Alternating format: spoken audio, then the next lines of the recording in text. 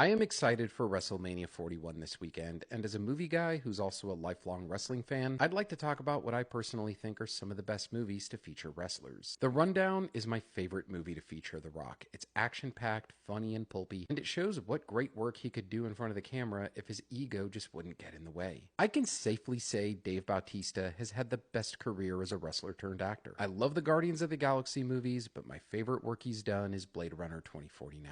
Playing Peacemaker in the Suicide Squad is the best thing that ever happened to John Cena's acting career. I love Roddy Piper in the It's Always Sunny episode where the gang wrestles for the troops, but the work that defined his acting career is John Carpenter's They Live. I would always brush off The Princess Bride as a kid, but then I put my big boy pants on and gave it a watch, and to this day, it's a gem I adore. I love Andre the Giant in this movie. Ed Wood celebrates someone who was often regarded as one of the worst filmmakers in Hollywood, and among its cast is the legendary George the Animal Steele. 1956's The Killing is an amazing heist film on the early part of Stanley Kubrick's resume. It also features a wrestler named Kola Kwariani who actually has a wrestling match in the movie itself. Predator is an entire cast of tough guys, and among them is wrestler turned Minnesota governor Jesse the Body Ventura. Tim Tiny Lister Jr. actually had a short run in WWE as Zeus, and while Debo in Friday is his most well-known role, I think his best movie is Quentin Tarantino's Jackie Brown. There's quite a few wrestlers in The Wrestler. After all, it's a movie about wrestling. Among them are Necro Butcher, Ernest the Cat Miller, and Claudio Castiglione, who was known in WWE as Cesaro, Macho Man Randy Savage. Ooh yeah! He has a cameo as Bonesaw in Sam Raimi's Spider-Man. Kevin Nash is in Steven Soderbergh's Magic Mike. To me, it's a deep character study about someone in this profession figuring out what to do when the magic runs out. I have always found the Big Show Paul White's cameo in The Waterboy to be hilarious. Lenny Montana, who played Luca Brasi in The Godfather, was also a wrestler, and he actually won multiple championships. Australian wrestler Nathan Jones had a very short run in WWE, but he did play one of the villains in Mad Max Fury Road. Although the fabulous Freebirds just have a cameo at the beginning of Highlander, there's no doubting that this movie rules. Hardcore legend Terry Funk was among the supporting cast of Roadhouse. For scenes reflecting his real-life feud with Andy Kaufman, Jerry the King Lawler played himself in Man on the Moon. You know that scene in Raiders of the Lost Ark where Indiana Jones has that fight with the big bald guy that ends with the plane propeller? Bald guy was Pat Roach, a wrestler turned actor. One of the villains in Blazing Saddles was played by real-life wrestler Alex Karras. I don't like snakes, but I dig Jake the Snake Roberts, and he has a small role at the end of The Peanut Butter Falcon. And last but not least, Olympian turned wrestler Kurt Angle has a very small role in the 2011 film Warrior.